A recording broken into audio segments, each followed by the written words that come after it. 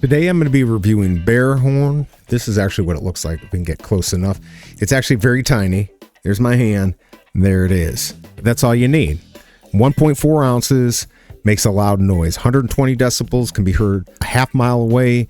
It's very smart to have something like this. I just did a review on bear spray, which is great. But honestly, with animals, just making noise will make them usually just run away. They don't really want to deal with humans, whether it's a mountain lion, a bear and her cubs, anything like that. Even just walking around making noise, kicking the stones around and stuff like that. You can even get bear bells, but this is very cheap. If you don't want to get bear spray or something that you can use on animals, this most likely will work. Of course, it's not 100% that it will work, but this is very loud. You know, you just hit the button right there. A bear's going to be scared off from that, or other animals. The bear spray is another backup, but again, prevention is more important. This does really well on Amazon. The reason I bought this was I was taking a trip to Colorado where I would be hiking, and I wanted something that did really well. There's a bunch of these, so you can look around. They're all pretty much the same, so if you're just looking for price, you could probably look around.